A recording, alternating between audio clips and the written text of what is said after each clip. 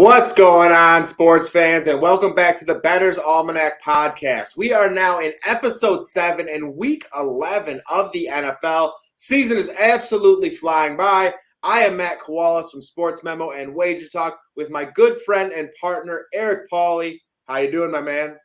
Dude, I cannot believe it's week 11. Like, it makes me sad, honestly. Like, on one hand, like, obviously the NFL is such a grind, and, like, I think I need a little bit of a break soon. But on the other hand, it's like, dude, like, this is everything. It's the NFL, and, like, it's almost over. But I'm doing very well, Matt. How are you doing today? Good, man. And I totally agree with you in terms of the NFL. I tell everyone when the NFL starts, I shed one tear. And when the NFL ends, I shed one tear. And, anytime that we're inching closer and closer to that end date, we still got plenty of football to play. But, it's just that feeling in your stomach. Life ain't the same when football season is not going on. And, with the Bettor's Almanac podcast, though, we continue to roll on. Got to shout out our proud partner in PointsBet Sportsbook, as well as Sports Memo. If you haven't checked out Sports Memo, please go over there and check that out. We got free picks all over the place from people outside of just Eric and myself. But the Bettor's Almanac podcast has actually been killing it. We had another huge week last week. Eric, how'd you do? So last week I went 6-2. My podcast play of the day, and this is a lesson that I learned from Matt, and I think we could both agree on this one now. If I'm taking the team if I'm fading or taking the Commanders, you should not fade or take the Commanders. And if you have a position on the Lions, I should follow your position on the Lions. I should not fade. We know our teams more than anything, so I was on that Lions. The Bears, you love the Lions. You got that dub. So looking like we're 1-1 when we're both fading our own teams or going against it.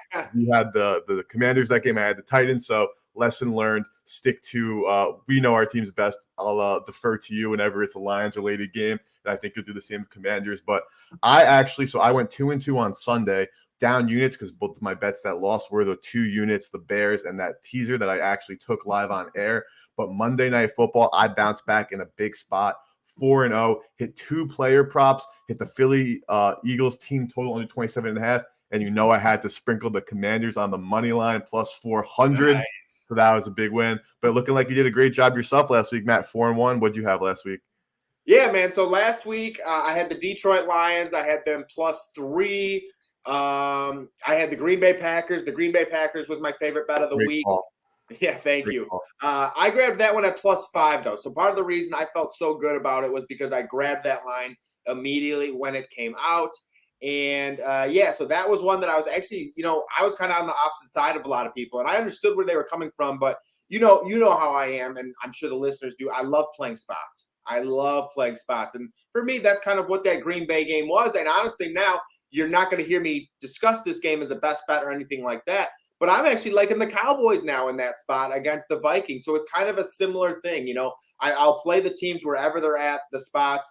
And you'll see that in some of the picks as well. But with that being said, again, got to shout out our proud partner in PointsBet Sportsbook. Been absolutely killing it for us, giving away the free bets. We greatly appreciate you guys taking part in it.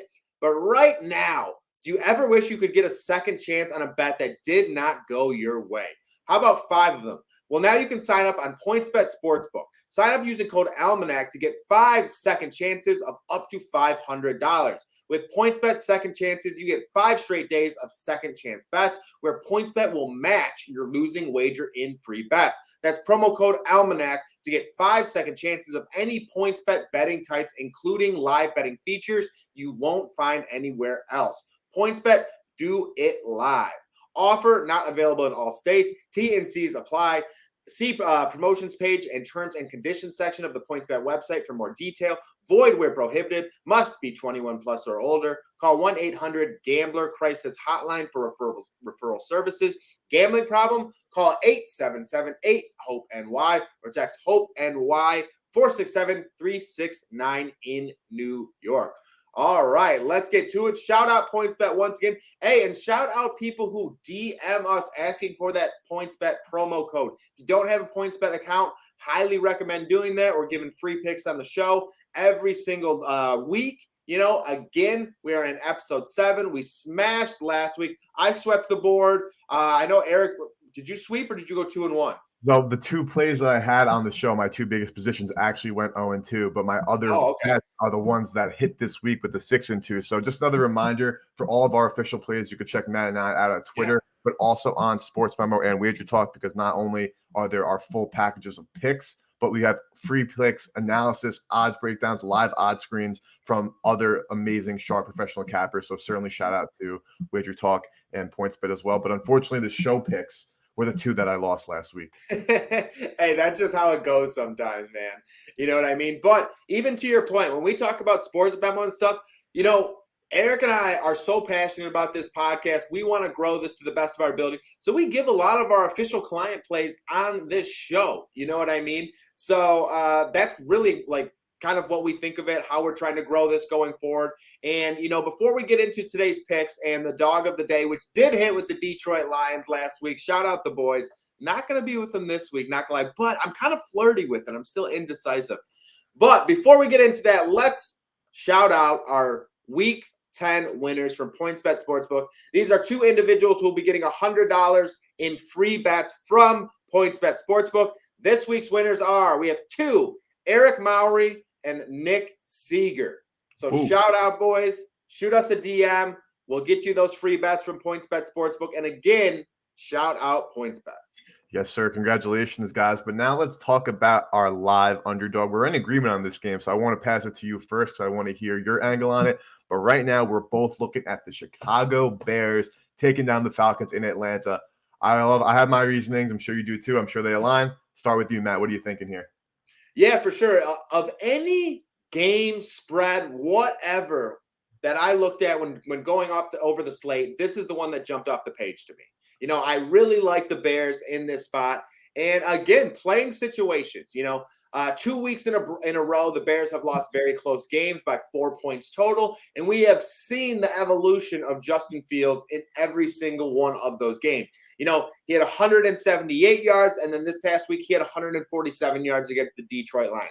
This dude is just impossible to stop at this point in time. And now they travel on the road to face the Atlanta Falcons, who have an indoor stadium with turf, where Justin Fields can move essentially as he pleases, And to me, when I look at this Falcons team, this is a team that's starting to unravel. They played great in the beginning of the season. I didn't know what was going on because I was all over this team's under. I was incredibly confused, didn't know how they were winning game. Now they're starting to be who we thought they were. This is a very one-dimensional football team. They can run the football. And honestly, I don't even think they're that good at running the football. All these people are talking about Cordarrelle Patterson. I like Cordarrelle Patterson. Don't get me wrong. But this dude ain't Saquon Barkley. Everyone needs to calm down with that. They run the football okay. But if they can't run the football, then what? They have nothing else they can do. Marcus Mariota is not getting the football to his wideouts. Drake London, he's still a rookie. You're talking about your number one wideout being a rookie. You have Kyle Pitts. Kyle Pitts is kind of nice, but he's had a not the best season either. So, all across that Atlanta Falcons offense, they've just been underwhelming and underperforming.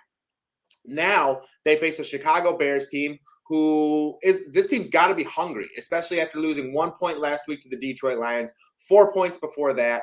And, the statistics actually back this up as well.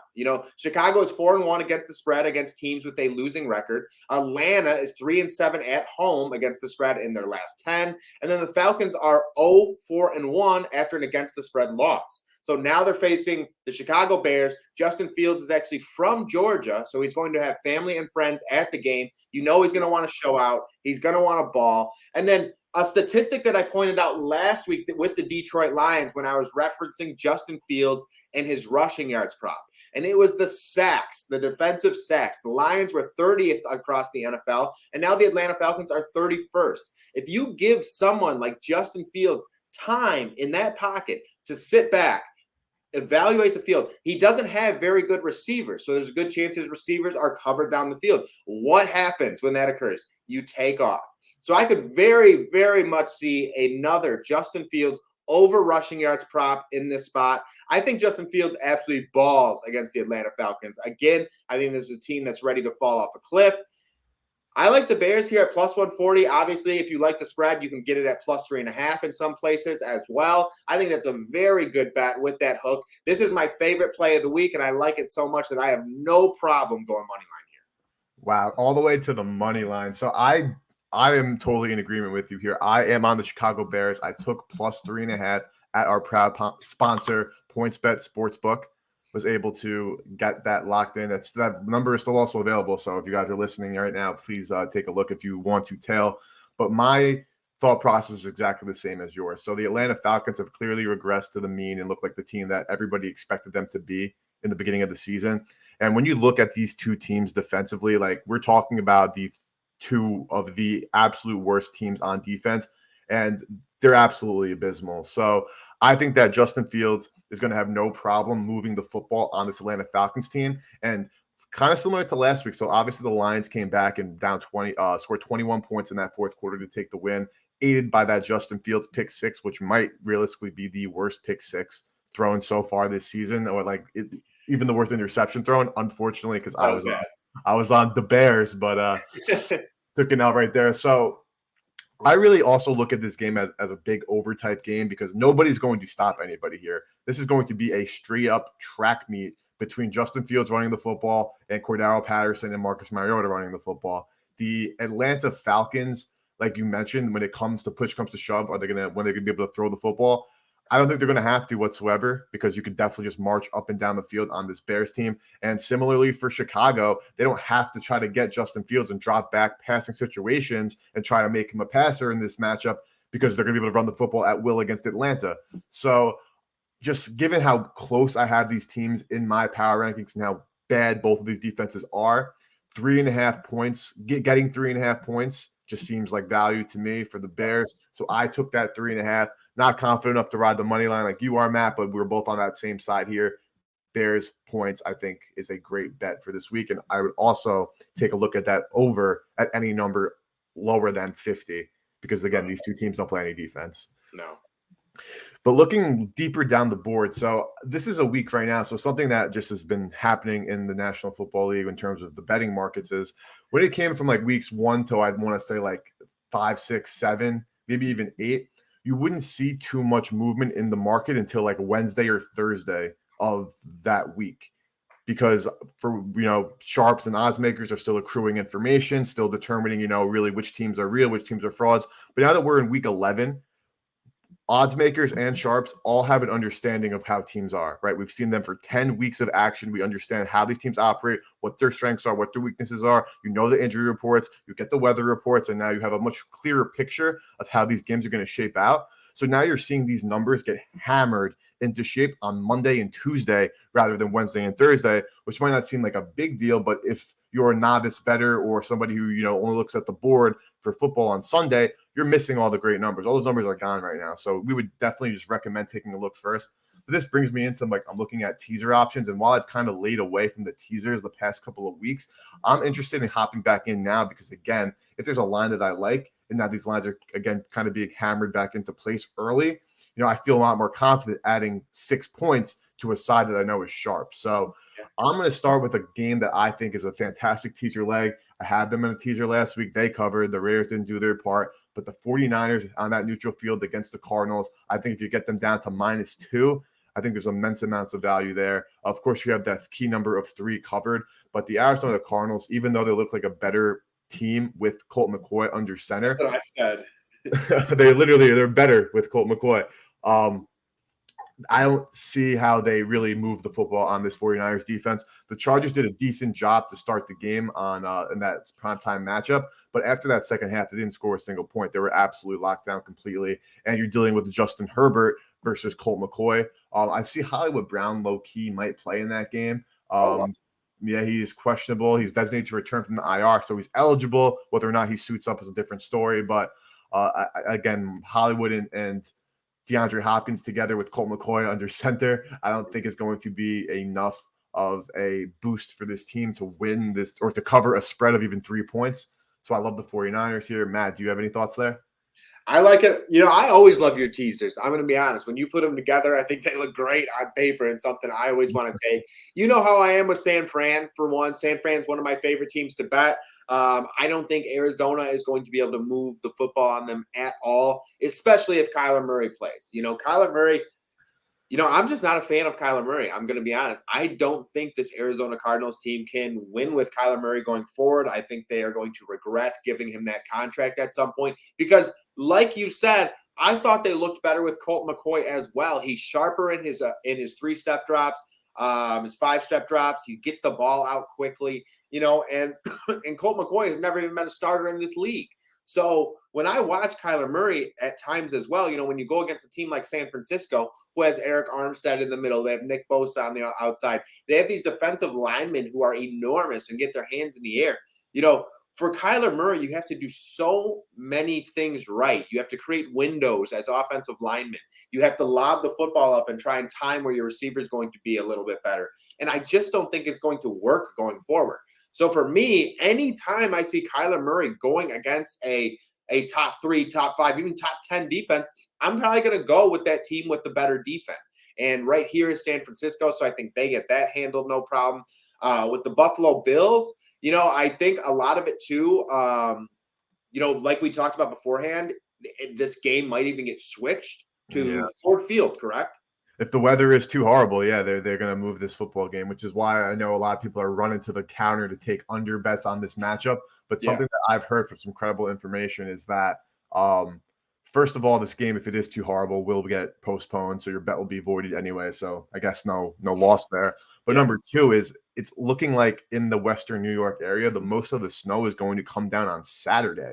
So if that is the case, and now you have like a relatively clean field with just some high winds with Buffalo versus Cleveland. Yeah. I don't think that necessarily, just considering it's only the Bills, right? Like most teams, if you have, again, Case Keenum or Colt McCoy playing quarterback and you have this kind of wins, you're automatically hammering that under. The wind is not, they're not going to be able to throw the football. But Josh Allen has that arm strength to kind of be able to cut through any wind. But the Browns and the Bills, or specifically the Browns, they'll pound the rock no matter what. The Bills are clearly susceptible as hell to the run game. So I don't think you just hop in and say, oh, snow, wind, under in this game. In most cases, I would say yes, because if it's not as bad as we, if it is that bad, it'll be canceled. If it's not that bad, then there's no reason to believe that the Buffalo Bills can't put up 35 points themselves. And then there's also no reason to believe that Nick Chubb can't put up 14 points himself. So just a quick interjection there, but I don't think that just from a strategy perspective,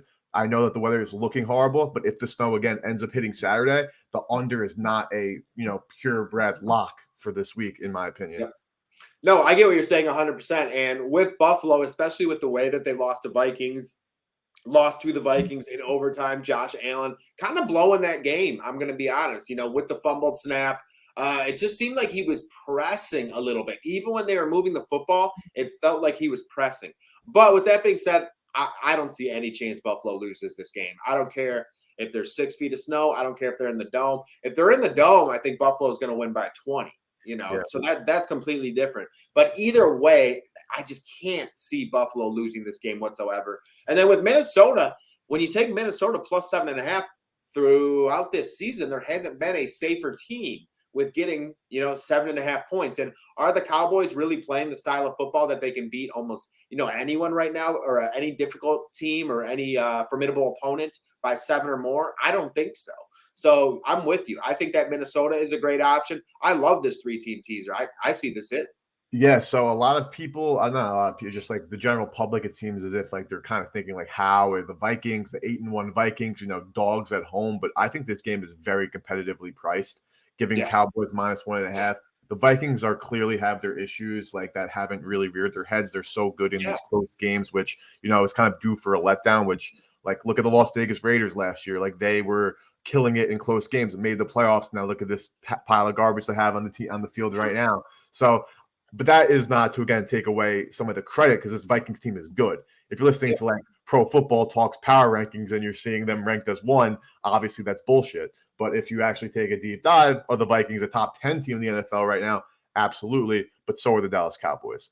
Yeah. So just, again, teaser option, you're getting that 1.5, teasing that up to 7.5. It just seems relatively safe. The Vikings have a pretty strong home field advantage. The Cowboys defense, of course, is great and will be able to, maybe minimize Kirk Cousins in a sense. And the only thing I guess that scares me is that this game is not hidden in the 1 p.m. slate. It's on the 4:25 p.m. slate. So maybe we'll see a little bit of regression from Kirk. But Yeah. I mean, 7.5 points for teams that are equally matched, not only on my rankings, but clearly in the market with a 1.5 point spread, just seems like immense amounts of value. Yeah, I like this teaser a lot. I'm going to plug this in, honestly. I might add Chicago to it as well. Yeah, I make it think, a I think fourth Chicago, gamer. I love me some Chicago this weekend. You already know that. So, and even going back to that Vikings and Cowboys game, Eric and I were talking about this game beforehand, and I'm one of those. I actually like the Cowboys in that spot because, if you're someone who pays attention to this podcast, I'm definitely a spot and situational better. And I love the Cowboys there, especially with the Vikings coming over that crazy emotional win against the Buffalo Bills in Buffalo, coming back home. So yeah, I do. I like the Cowboys in that spot as well. Not my pick of the week, but it's a spot I like. Yeah, but now we're going into a matchup that you absolutely love: the Baltimore Ravens hosting the Carolina Panthers. Now, I'm very curious to hear your thoughts because you think you can lay the 12.5 and be okay. I think that number's a little high, so I'm curious why you think Baltimore can cover that 12.5. Yeah, for me, one of the biggest things is the fact that it looks like Baker Mayfield is going to get the nod as the starting quarterback for the Carolina Panthers. Yeah, he'll be And starting. what's that? Baker starting. Yep. So Baker Mayfield is going to be starting, and with the Baltimore Ravens, no one is more familiar with Baker Mayfield than the Baltimore Ravens. So not only are the Baltimore Ravens very familiar with Baker Mayfield, he's been looking absolutely dreadful. And honestly, when I've been watching him on the sidelines, he's just been kind of weird. He's just not like. I don't know. It doesn't seem like he's into the game. It doesn't seem like he's enjoying his situation in Carolina, which, I completely understand. But he didn't like his situation in Cleveland either. And maybe he's actually the problem. But when looking at Baltimore, to start the season, they had some huge games where they gave up just a shit ton of points, like the one with the Miami Dolphins comes to recent memory. But ever since that game, the Baltimore Ravens defense has improved every single week. Early in the season, they were 27th throughout the NFL in terms of overall defense. And now I believe they've crept down all the way to around the 16th, 15th rank. And that's also just because of the fact of how bad they were early on in that season. Now, another thing with this Baltimore Ravens team, and this is probably the biggest reason why I want to go with the Ravens, and it's the fact that they have one of the best rush defenses in all of football, ranking 3rd overall. When I look at a team like the Carolina Panthers, their strength, or I guess the way that they've been winning football games or somewhat turning the tides, being competitive, has been with Deonta Foreman, who's been the running back for the Carolina Panthers, and he's great. He's played with the Tennessee Titans, he's played with the Houston Texans, and he's had over a 4-yard per carry average wherever he has been. And now he's been really nice in Carolina now that Christian McCaffrey has left. But in my head, if you can't run this football as the Carolina Panthers team, and you put that football into the hands of Baker Mayfield against the Ravens, who are one of the top teams in terms of creating turnovers, I really like that situation for the Baltimore Ravens. And then going further, peeling the onion a little bit more, when you look at this Carolina Panthers team, they're 1-5 against the spread after a straight up win, and 1-7 in their past 8 road games. Okay. Now, when looking at the Baltimore Ravens, they're 7-2 against the spread at home against a team with a losing record as well. So Baltimore Ravens don't play down to their opponent. They take care of their business at home. And I just think this is one of those spots where, if this Panthers team cannot rush the football, Baker Mayfield probably has at least 2 turnovers. If you give Lamar Jackson and this Ravens offense plus field position or something along those lines, I think they take advantage of it here. I know the Panthers have a solid defense, but when you have someone like Lamar back there who can get outside the pocket, create plays with his legs, I like the chances there. And I actually, not only do I like this 12.5 point spread, I think the Ravens win by 20. Wow. So I don't disagree because the way that you framed it makes a lot of sense to me. So when I first look at this game, I just think that 12.5 points is too many, simply because when you look at the Ravens on offense, they're just not explosive enough, right? If you want to lay 2 scores on a team, you need, or you should probably look toward a team that can score a 70 plus yard touchdown on one play. Kind of obviously doesn't happen like relatively often, but you know that they have that capability. So besides Lamar breaking off one of those Lamar-esque runs that are amazing to see, Yeah. there's nobody on that team that you're expecting a 50-yard bomb down the field to, like, who, Devin Duvernay, like, solid player, but nothing Yeah, crazy. yeah. Of course, Damon's on the IR. So my one concern is that this offense is not explosive enough to really, generate yards at a clip like instantaneously to cover a big number. But the perspective you gave, where if they're forcing Mayfield into turnovers and they're dealing with short fields on at least 2 or 3 of their possessions, then yeah, that certainly turns this game into a potential 2-possession win. So I very much so like that difference in perspective there, because if you're thinking just Ravens offense, you think no way in hell 12 and a half. That's probably too steep. But I'm Yeah. not running to the counter to praise a Carolina ticket. I'm not touching that team. But on the other hand, like you said, if you think considering the defense and forcing some turnovers from Mayfield in positive field position, then yeah, the Ravens can surely, work on short fields and score points and shut down this Panthers offense. So I think that's very interesting. And are you going to take any alt lines there to maybe like spice up a little bit? Or are you just sticking with the basic spread? Yeah, there's a chance I will, but I mean, for right now, I'm gonna stick with the basic spread, and this does look like a line that is somehow running up. I believe that opened at 12 or somewhere within that vicinity, and it looks like I've seen it in some books having already a 13 attached to it. So Yeah, I'm seeing a lot of 13s right now. It's actually moving up.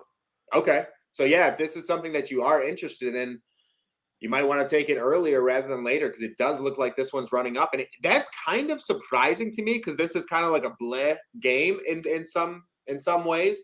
But yeah, I like that 12 and a half. I'd like it at 13. I'd probably play it all the way to 13 and a half. That's where I'd stop, and then maybe I'd start doing, like you said, some alt lines or alt line same game parlay or something Yeah. crazy. You always got to have a lottery ticket. You always got to have one play that can change your life.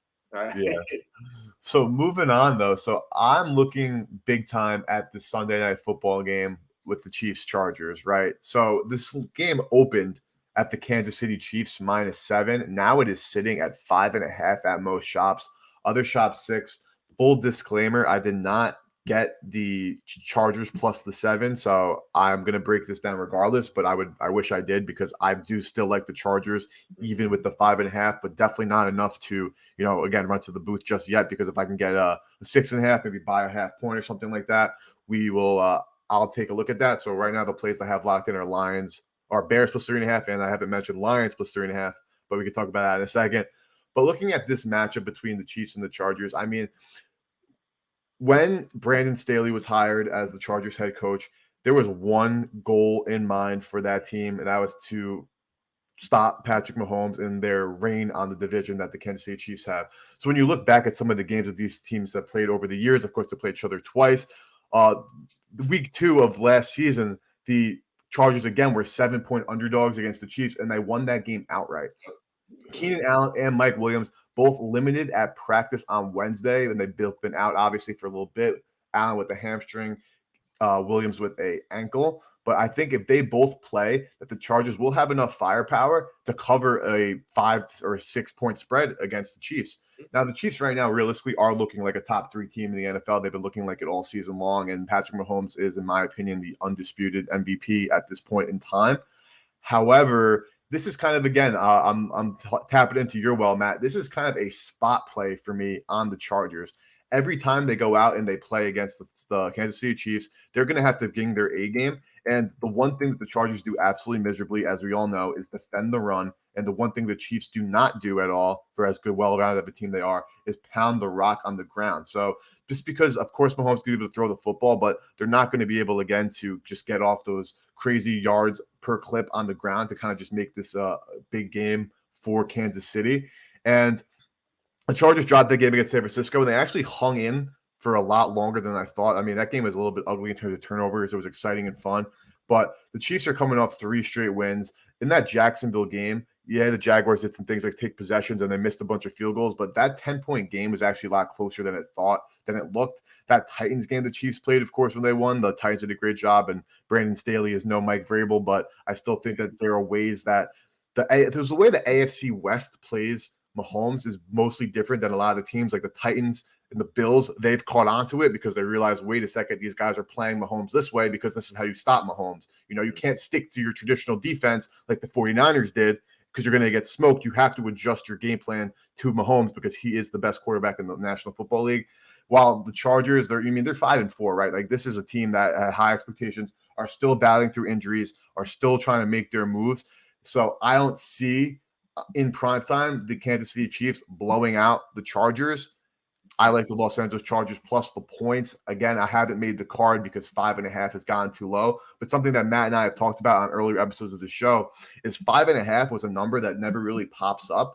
But this season, and I don't have the numbers exactly in front of me now, but I'm pretty sure teams that closed with a spread of 5 and 5.5 are like 8-2 against the spread and like 4 and 3 outright or something like that. I'll check that while Matt goes into his prop next week because I want to get these exact numbers there. But moral of the story is this 5.5 number has kind of been fishy. The fact that it's dropped from 7 to 5.5, 6 means that the money is coming in on the Chargers. I like the way Los Angeles matches up, especially if Allen Williams are back in this game. So I'm looking to make a position on the Chargers if I can get a good entry point. Yeah, and I like that play a lot. I think to your point, when I was looking at this, the Chargers are one of the worst rush defense teams in all of the NFL, and the Chiefs don't run the football that much. But what I do think, when you face the Chargers, you have to run the football at least some to at least exploit that weakness. You know what I mean? And so in this game, I actually do expect the Chiefs to run the football a little bit more than typical. They did that in their last matchup as well. Clyde Edwards-Helaire had a good game against the Chargers in their first outing. And they're starting to roll with Isaiah Pacheco a little bit more. So that's going to be interesting to see his progression going forward. But when you run the football like that, another thing that you do is you run that clock. And when you run that clock, games become closer. So because of that, I'm with Eric 100%. I really do like the Chargers at plus 5.5. Yes, I also wish I would have got it at the 7.5. And I also would feel a lot more comfortable if just one of those guys played, Mike Williams or Keenan Allen. Give Justin Herbert one primetime weapon, just one, and he can make work with it. So that's kind of where I'm at as well. So I'm looking at it right now. I pulled it up really quickly. If the line is 5.5 this season, underdogs are 6-1 against the spread, and they are 4-3 straight up when the line is 5.5. If this goes down to 5, it is not as great. It is 2-2 against the spread, 1-3 straight up. But yeah, no, that 5.5, man, that was the number that the Colts covered with the Chiefs. That was when the Giants beat the Titans in week 1. That was also a number where the Texans no, not the Texans that didn't cover. The Cardinals covered against the Eagles, which I know you had in that game. So, yeah, that 5.5 has been a little bit of an obscure number. And if it's sitting there, again, I'm not saying play games based on trends, or that's not what I'm saying. But I am saying that has been a sweet spot this year. And whatever you want to do with the information, you can. I would obviously certainly recommend you get the 6 if possible. And if somehow a 7 pops up, again, snag that. But my lean is on the Chargers, and if I find a decent enough entry point, I think I'll take a position there. Nice. We have a Thursday night matchup tonight. Tennessee Titans headed to Green Bay. We both have props for this one, so we'll start with you, Matt. You're looking at Allen Lazard receiving yards, 45.5. Talk to me. What are you liking from Lazard tonight? Yeah, and just wanted to give a quick reminder to all the listeners out there with our props. A lot of times with our props, we can give kind of hints or a spot that we might be looking or wanting to look come Sunday with the slate. But for the podcast in itself, for official numbers, we have to go with Thursday Night Football just because the prop lines aren't released just yet. So when we do it on the show, we'll always give some kind of favorites for the Sunday card. But the official ones will have to be with Thursday Night Football just because the props aren't released just yet. So for this one, I'm rolling with Allen Lazard over 45.5 receiving yards. And this is a matchup where the Green Bay Packers face the Tennessee Titans. And the Tennessee Titans have a pretty damn stout defense. But where they are best is that rush defense. And what the Green Bay Packers have been trying to do, because their skill positions are so weak, essentially, is they've been running the shit out of the football. They've been using a lot of Aaron Jones. They've been using a lot of A.J. Dillon. But I don't know how successful that's going to be against this Tennessee Titans team. This Tennessee Titans defense is second overall in terms of rushing defense. So the Green Bay Packers very well could be in some tough third downs. You might see some 3rd and 10, some 3rd and 8s, 3rd and 7s. And when that occurs, your receivers got to step up. And for me, I'm looking to Allen Lazard here. Allen Lazard has been Aaron Rodgers' favorite wideout over the last couple seasons, and he did miss in his last game. So you guys know I love playing that bounce back. I think this is a good bounce back spot. He hit in the 3 games before that. So again, starting to generate that chemistry with Aaron Rodgers, starting to get it going a little bit. And the biggest thing that I look for is the volume. What is Allen Lazard's volume over those past couple games? And he's had 38 targets over his last 5 games. So again, the volume is there. I think it's going to be a situational bet as well, where the Green Bay Packers aren't going to have the ability to rush the football like they typically do, just because of how stout the Titans are on defense. So again, I think Aaron Rodgers is going to have to open this up a little bit. He's going to have to look to those guys like Allen Lazard, Christian Watson. They're going to have to step up, maybe even Robert Tonyan. So again, I do think you're going to see more pass attempts than typical from Aaron Rodgers in this game. And I think that's purely for the fact that the Tennessee Titans are stout in that rush defense. So I'm on Allen Lazard over 45.5 receiving yards. So we're looking at the same game and same bet, just opposite players. So I actually like the over, and not to say that they both can't hit, because obviously they can, but I like the over on receiving yards for Christian Watson tonight. Okay. Now, I know that this might come off kind of like an obvious pick. He had the big game on Sunday, rookie first big game. It's like, okay, dude, you're just chasing the steam here. But when Watson was healthy, because he's been banged up, right? And one of the biggest things to always remember, just in terms of fantasy, sports betting, player props, is when a rookie wide receiver is injured in the beginning of the season or even in training camp, that's like almost a death sentence for that player, right? But the fact that Watson, when he came in week 1, he had a couple of drops, but he got a big amount of targets. Then he got hurt, and he's kind of worked his way back into the lineup. Now he's healthy, and what he did against Dallas, he had those touchdown catches, and he also had those drops, but he was targeted 8 times. So the excitement that Green Bay felt, I'm sure, when they drafted him, and that's the reason why they made him their, first pick in the second round, is because he's showing the talent and the skills that he has. So I think that the number just being so low for him, it was 34.5 for Christian Watson. I feel like he got 8 targets on Sunday against a better Cowboys secondary than the Titans secondary. And like you mentioned, the biggest thing about this game is the run defense of the Titans. The 49ers the Packers run defense is Swiss cheese. So, I think Derrick Henry is going to have his way, even if they want to load up that box. They've already shown that they can't stop the run whatsoever, but that number is already so inflated. So it's hard to go in that direction. But the one key thing to look at for this game, because I haven't seen anything official yet, but if Jeffrey Simmons does not play for the Titans, I feel a lot more confident in Green Bay. Without Simmons still, this Titans defense is the top rush defense, but he is the key to this team on defense. He plugs up the middle. He's playing at an all-pro level. He's been playing at an all-pro level the last couple of seasons. So if he's healthy, I think that completely changes the complexity of the game. Not enough to move the point spread, because, of course, you're talking about an interior defensive lineman, but in terms of player props and the schematics of the actual football game, yeah, Jeffrey Simmons has a big impact there. So I like Christian Watson over the 34.5 receiving yards because, like you said, bad pass defense, obviously more opportunity for Rodgers to throw the football. But just something to mention about this game, too, and why I would lean toward the under also, nothing official there, just to lean here, is the pace of play of these two teams is so freaking slow. So these are teams that are going to look to chew the clock. Rodgers had 20 pass attempts against the Cowboys. Even when they were down 14 points, they were running the football. So I don't know to expect that again and then, hammer some Rodgers unders or anything like that. But I think it's going to be a good football game, right? That's because there's not going to be maybe some fireworks in this game. I think we're in for a hell of a football game tonight. Yeah, I totally agree. I think it's going to be a great game. I think the Green Bay Packers are playing better football at this point in time. And it's one of those games where me personally, I do want to look at Green Bay, but with the Tennessee Titans, and they're a team that I've wanted to bet against a lot this year, and it hasn't always gone well, if I'm being honest, because they're very well coached. They rush the football very well. you think they're going to become one-dimensional and you're going to be able to stop them, and then you can't. So that's kind of where I'm at with this game. I'm still trying to figure it out, still trying to kind of pick a side. I don't know if I'll personally bet it. I'm with you with that under. I do prefer the under to maybe anything at this point in time, or player props, but we'll see where I am come kickoff. Dude, so the Tennessee Titans are 7-2 against the spread this season. Yeah. Right. And I have one of my best boys. He's a Colts fan. So obviously before the season, and he's a bias as hell. So he's chirping, the Titans don't have shit. Like, let's go Colts. We're the number one team in the AFC.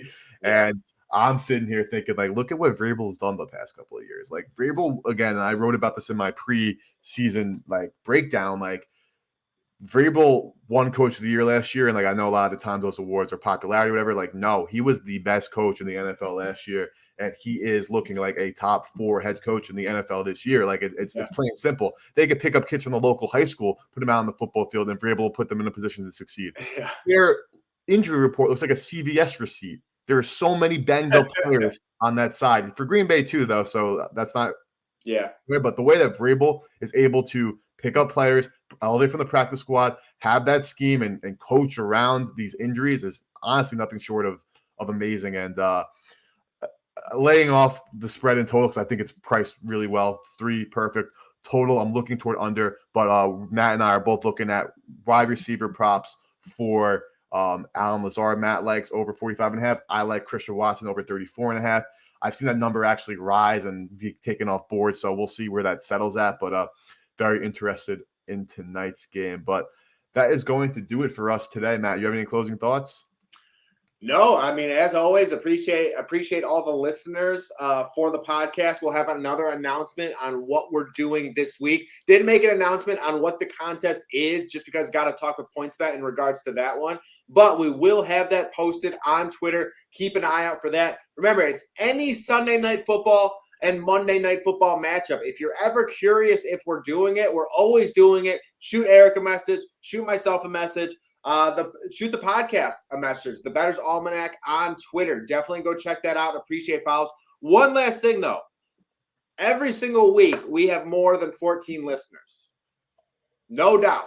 There are only 14 ratings on Spotify for the podcast. If you could, we would greatly appreciate you going over and hitting that ratings button, giving a 5-star review. That helps to get the podcast out so more and more people see it.